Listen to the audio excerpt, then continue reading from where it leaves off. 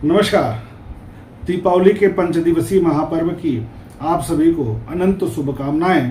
मां भगवती लक्ष्मी की परम कृपा आप सभी को प्राप्त हो। आज हम बात करने वाले हैं पंचदिवसीय महापर्व के प्रथम पर्व धन्वंतरी जयंती धनतेरस के संदर्भ में। कैसा योग बन रहा है, क्या खरीदें हम और क्या सावधानी बरतें, मुहूर्त क्या है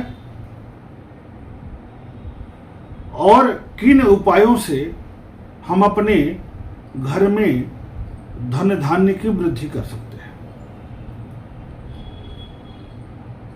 कार्तिक कृष्ण पक्ष त्रयोदशी तिथि में प्रदोष व्यापनी त्रयोदशी तिथि में धनतेरस का प्रसिद्ध पर्व हम मनाते हैं। इस वर्ष यह स्थिति 18 अक्टूबर दिन शनिवार को बन रहा है। इस दिन सामान खरीदने का प्रचलन है। धन्वंतरी जयंती के दिन हर्षोल्लास के साथ माता लक्ष्मी का पूजन करते हैं और स्थिर लग्न में शुभ मुहूर्त में इलेक्ट्रॉनिक सामान, वाहन, सोना चांदी, रत्न आभूषण, बर्तन आदि खरीदते हैं। और इसी दिन लोग लक्ष्मी, गणेश और कुबेर देव का मूर्ति खरीदते हैं और पुरानी मूर्ति को दीपावली के दिन बदल देते हैं, जो कि उचित नहीं है और एक तरह से मैं कहूं तो गलत है। क्यों गलत है इसको हम स्पष्ट कर दें कि हम जब मूर्ति खरीद कर लाते हैं, चाहे माता लक्ष्मी का हो या किसी की भी हो, तो हम पूजन करते हैं यह मानते हुए कि इसमें माता लक्ष्मी, भगवान गणेश, कुबेर देव, हनुमान जी, जिसकी भी मूर्ति है उसमें आकर के हमें आशीर्वाद प्रदान करेंगे, यही तो मानते हैं। तो जब यह मान लेते हैं तो वह मूर्ति में सकारात्मकता आ जाती है, सकारात्मक ऊर्जा आ जाती है, जिसकी हम प्रार्थना करते हैं और वहां से हमको आशीर्वाद मिलता है, यही मानते हैं ना। और हमारे जीवन में उस ऊर्जा का प्रभाव बढ़ता है और हम आगे जाते हैं।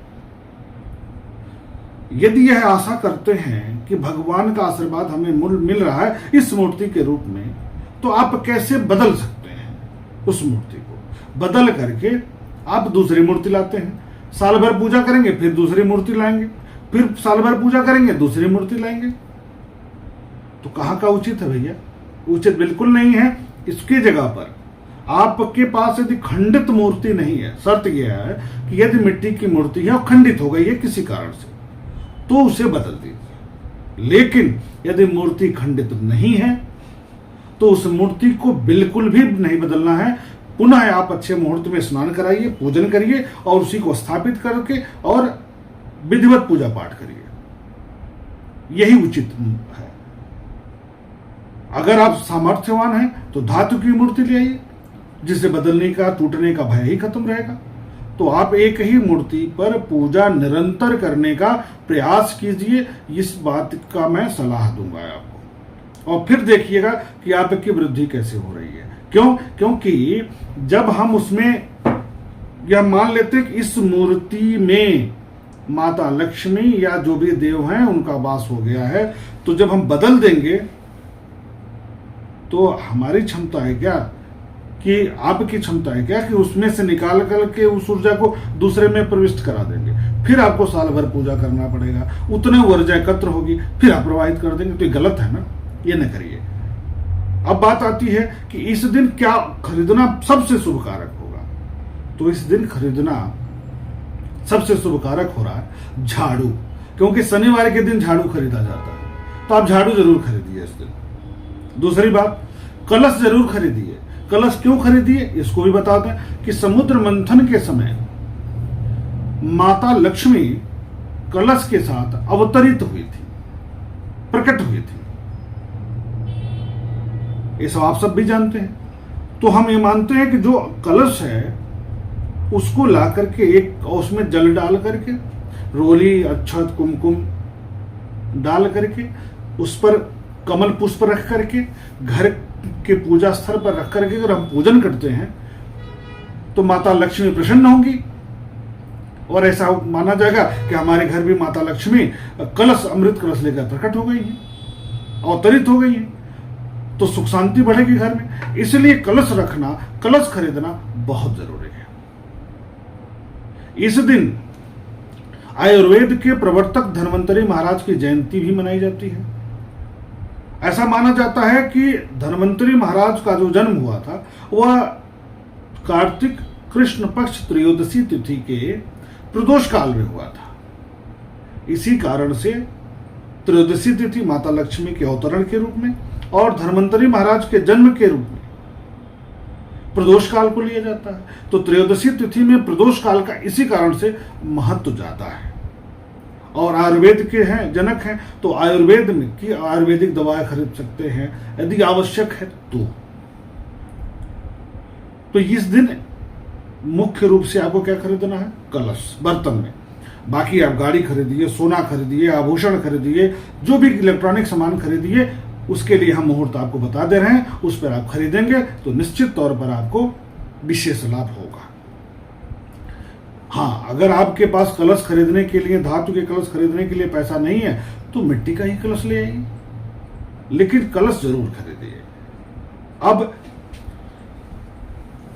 अब मुहूर्तों की बात करेंगे।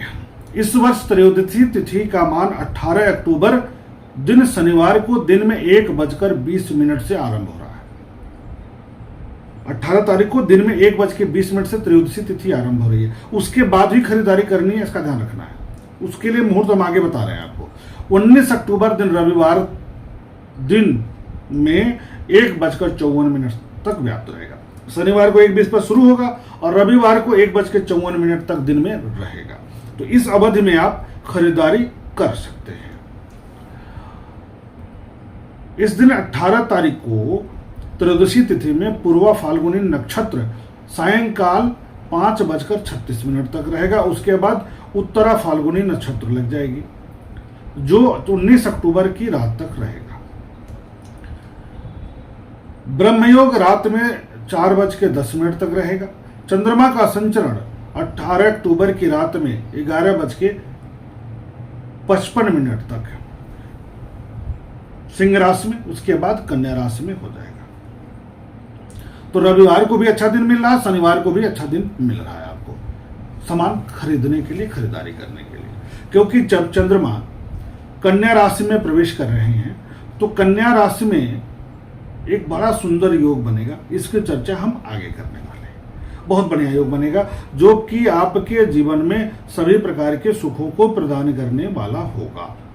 अब हम बात करेंगे स्थिर लग्न कब कब है। बार बार बात कर रहे थे ना कि स्थिर लग्न में शुभ मुहूर्त में आप खरीदारी करेंगे तो बहुत अच्छा रहेगा। तो उसके लिए जो मुहूर्त है, जो मुहूर्त हमें मिल रहा है स्थिर लग्न का 18 अक्टूबर को दिन शनिवार को, तो दोपहर में 2:21 से लेकर के 3:46 तक हमें मिल रहा है स्थिर लग्न कुंभ। इसमें आप सामानों की खरीदारी करेंगे तो आपको विशेष लाभ प्राप्त होगा। दूसरा जो मुहूर्त मिलेगा हमें, वह मिलेगा 18 अक्टूबर दिन शनिवार को स्थिर लग्न वृष रात में 6:59 से, यानी 7 बजे से लेकर के 8:56 शाम को बहुत बढ़िया मुहूर्त मिल रहा है। प्रदोष काल भी मिलेगा इस समय और वृष लग्न स्थिर लग्न भी मिलेगा। तो इस समय आप अगर खरीदारी करेंगे तो बड़ा अच्छा मुहूर्त है। उसके बाद 18 अक्टूबर को शनिवार को मध्य रात्रि में सिंह लग्न होगा 1:27 से लेकर 3:40 तक। इसमें भी खरीद सकते हैं, लेकिन कौन खरीदेगा रात में। अब बात 19 तारीख को भी एक मुहूर्त है। सुबह 8:10 से लेकर के 10:25 तक सुबह में एक अच्छा मुहूर्त मिल रहा है जो कि स्थिर लग्न है। ये रही बात स्थिर लग्न की। अब हम बात करने वाले हैं कि बाई चांस किसी कारणवश आप इसमें नहीं खरीद पा रहे हैं, खरीदारी नहीं कर पा रहे हैं, पूजा पाठ नहीं कर पा रहे हैं, ये पूजा पाठ के लिए भी समय ठीक है, तो शुभ चौघड़ियां बता दूं मैं, उसमें आप खरीदारी कर लीजिए, पूजा पाठ करिएगा तो अच्छा परिणाम आपको मिलेगा। अगर इस चौघड़ियां भी ठीक हो जाए और स्थिर लग्न के साथ मिल जाएंगे तो वो आपके लिए सर्वोत्तम मुहूर्त हो जाएगा। दोपहर में 1:20 से लेकर, कब, 18 तारीख को, 18 तारीख शनिवार को दोपहर में 1:20 से लेकर 4:18 तक लाभ और अमृत की चौघड़ियां हैं। इस समय आप खरीदारी कर सकते हैं। फिर रात में 5:40 से लेकर 7:15 तक भी लाभ की चौघड़ियां हैं, शुभ चौघड़ियां हैं, तो अच्छा है। फिर रात में 8:50 से लेकर के 10:25 तक शुभ चौघड़ियां हैं, बढ़िया है। फिर रात में 10:25 से लेकर 12 बजे तक है, यह भी ठीक है। फिर 12 बजे से लेकर 1:35 तक है, यह भी ठीक है। इस प्रकार दिन में 1:20 से 4:18, 5:40 से लेकर के 7:15, उसके बाद 8:50 से लेकर 1:35 तक आपको बहुत अच्छा समय मिलेगा।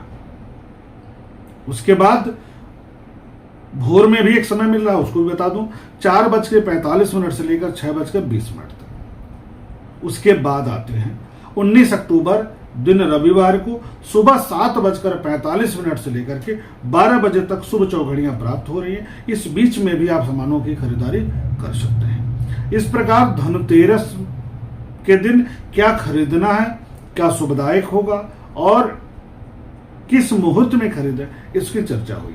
अब हम दीपावली के संदर्भ में चर्चा अगले कार्यक्रम में करेंगे। तब तक के लिए नमस्कार।